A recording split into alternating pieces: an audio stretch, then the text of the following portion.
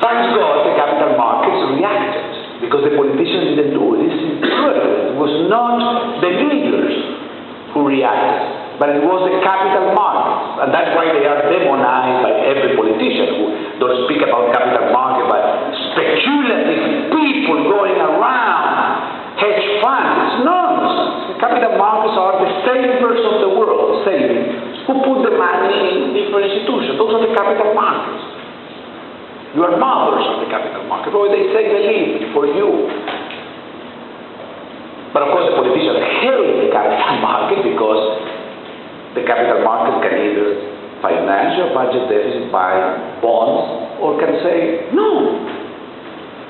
Well, the capital markets had enough in March with Greece, after Greece went even further. Greece hid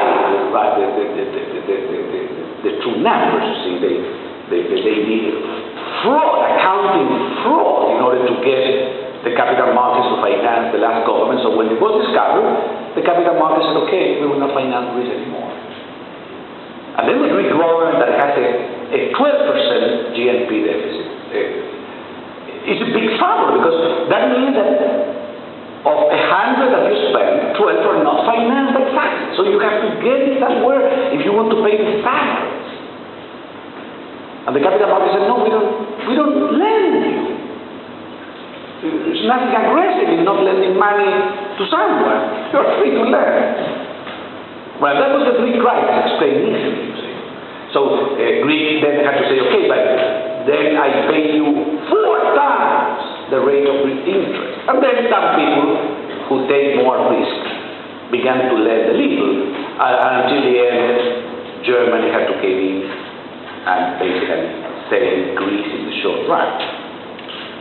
But I do believe that Greece will default. Greece has such huge debt that even though the Prime Minister of Greece is trying to do the right thing and reduce spending and so on, the problem is so big that I will be very, very surprised that Greece can put its finances in order in 3 years, because they are trying, and there is a Minister of Finance who is trying, but I believe regrettably, because a lot of people suffer with this spending cut done in a bad way. That increase in spending should not have happened. But once it happens, some innocent people, for example, are hurt. Innocent people, I mean people who may have a wage or a pension that really cannot be reduced without real trouble. But anyway, I don't want to go into individual countries, but regrettably I tell my friends, and nothing against Greece, I am a great admirer, of course, of Greek civilization, especially of Greek islands nowadays.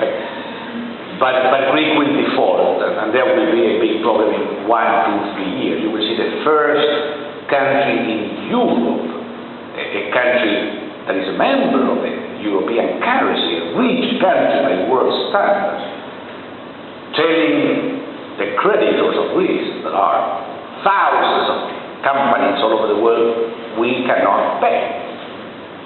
As Argentina did some years ago, and several Latin American countries have done, that creates a lot of problem. When you don't pay, well, people will never lend you again, and no, it's a huge crisis. But this problem that you see is already huge. For Europe as a whole, you have to bring this number to this. And these are 24 points of GNP. No, this is, you cannot imagine, I have been government, to reduce the debt from this to this is very difficult. You have to cut a lot of spending, and for many years. But the incredible thing is that this is only the tip of the iceberg. This is not the real problem of Europe. This is part of the problem. This is the part of the problem that you can see, because this is the public debt. This is the debt that has been created by government deficits and therefore issuing of government debt. And there are treasury bills that are behind this debt, but this is the official debt. But I have been for the last 20 years saying that the real debt of Europe is not only this, it's this plus what I call the pension and health and welfare debt. And that consists of the promises government has given the workers that they will receive a pension and that they will receive free health care in old age. Well, we economists can calculate that value. It's called, you take the present value of the net difference between the expenditures and the taxes. So once you take the present value of the whole, why you want to photograph me exactly in this moment? Okay, when you take the present value of the black hole, you get what is called the unfunded debt of these countries. Not documents, there is not a treasury bill, but there is a promise, there is a law. So you don't have a treasury bill, but you have a law. That is not easy to change. So some people may say, well, but these are not treasury bills, but these are laws. And not only the law, there is the civil society of a country that doesn't want those laws and give benefits to be changed. So I have had very interesting debates with economists whether you can default easily on the official debt and penalize Deutsche Bank and Citigroup and ultimately the Chinese sector, or whether you can default more easily on the pension debt and penalize the retiree. It's a complex political, social thing. But anyway, both are debt. And when I add both, you reach this horrible number.